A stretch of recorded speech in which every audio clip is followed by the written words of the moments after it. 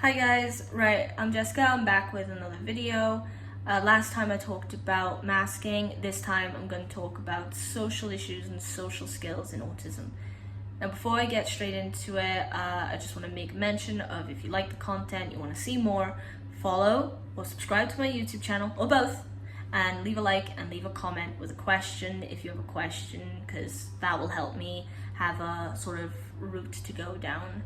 And you're probably not the only person with that question in mind, so me answering it then will probably help answer it for several other people. It'll be very effective. Okay, now social issues is a massive aspect of having autism. And it entails everything, you know, from communication, from facial expressions to difficulty making friends. So in terms of communication, it means things like social cues. You know, not just words, it's like non-verbal. So facial expressions and hints, you know, like if someone's like, shut up, you're saying too much, from behind someone trying to hint to you, stop talking, you might not pick up on it, or even be completely oblivious to it. I've been like that before with my brothers when I've told them something, been like, don't tell anybody, and then they have. So, and it's also things like a tone of voice. It's like if someone, like in school, I found it difficult making friends, but say if someone came up to me and they were acting really nice, but then they were actually being sarcastic, I wouldn't know they were being sarcastic. I'd be talking to them and trying to be friendly with them, be thinking, oh, finally I'm making a friend, and you can see why that might be a negative experience later on when you find out the truth. So yeah, but it's a massive area of autism, so it's definitely going to take more than one video to really discuss it minutely, but for now I'm just going to give a bit of an overview. Oh, and when I mentioned social skills, I didn't mean like skills as in things like the typical social skills most people develop and how that is affected by autism. I meant instead, I will do a video on that, but I meant in this case, I was just going to talk about a few quick methods that I use to help get over some of the social issues. So one of those is being really honest. So what I mean by that is, say if you get in a conversation with someone and you want to make friends with them, you want to get to know them, and you start talking to them, you get past that barrier of the initial interaction, because if you have autism, you also tend to struggle with that beginning interactions, social interactions. But if you do manage it, and the conversation begins to get stale or get awkward, and you can feel it kind of dying down, then be honest with yourself and the other person, you know? Tell them, it's like, listen, I'm really sorry, am I coming across really awkwardly? If so, it's probably because I am. I'm really nervous, I'm really shy. And just see how they respond. Yeah, I found that being really honest about how you feel about a situation or conversation helps. And in my experience, most people tend to be quite accommodating when you tell them that. You know, they don't push you away. So give that a go. Besides that, I mentioned another video. It's a good idea, if you don't know how to begin a conversation, pick up on something someone likes. It's a good idea to practice that with things like store clerks, you know, or customer services kind of situations, because you're only going to know them for like 5 minutes tops maybe, unless it's like in a local shop. But it's a good way of getting over, of like practicing the initial interaction. It's like if I went to the local co-op and the guy serving me had tattoos, instead of just walking up, letting him tell my price and going, I'd walk up, put my stuff down, mentally prepare myself, because sometimes I do have to do that before you even interact, and think, dude, I love your Star Wars tattoo, if he has a Star Wars tattoo.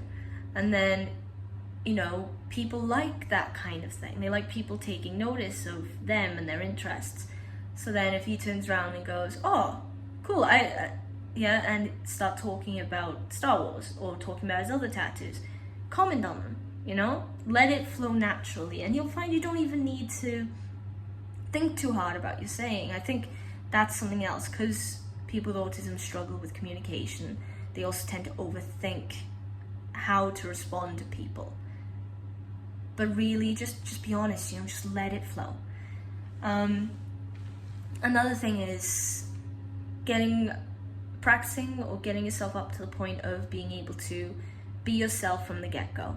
So when you're in a new classroom, instead of walking in, keeping your head down, sitting in the back, something I used to do, walk in, be boisterous, be out there.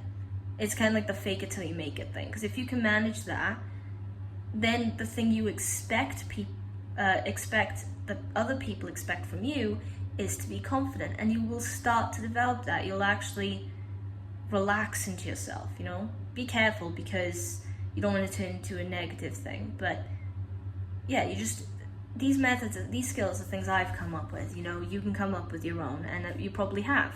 So, and that's fine, so long as it helps you. But then on top of that, when it comes to social interactions and things, you want to find a balance, because with your autism and finding it hard to be social in the first place, lots of people with autism tend to like their own time, being their own, and I do too. I like to have my own space where I can focus on the hobbies that only need me, like scrolling YouTube, drawing, practicing guitar, that kind of thing. And at the same time, I do like talking to people. In my case, I'm lucky. I got a couple of brothers that I live with who, because they're always around, allow me this easy way to fluctuate between the two.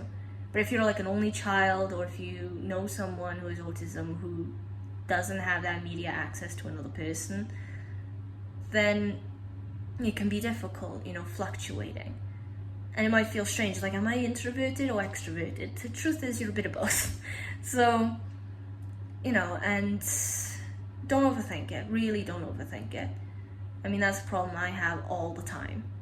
Like I said, this issue will take a couple of videos to talk about it properly. And questions in this case would be extremely helpful if you have any. But if not, fear not, I'll come up with them, or I'll ask my brothers. I may even get them some of them on the videos so they can explain their experiences with autism. And I think at some point I will do some videos that are like step by step from my diagnosis up to now. Yeah, and I haven't even begun covering ADHD yet, so don't worry about that. But I think the next video will be about communication specifically. So that's verbal, like obvious people talking to you directly, versus non-verbal communication, like expressions and hints and social cues. So then I can explain how both of those can be interpreted if you have autism, and then some and then some pointers on different ways I've found that you can kind of overcome certain barriers with communication. So if you're interested in all the content, please, like I said at the beginning, follow, like, comment, subscribe to my YouTube channel, and I think that's a good place to end it here now. So I'll see you soon. Have a nice day. Bye.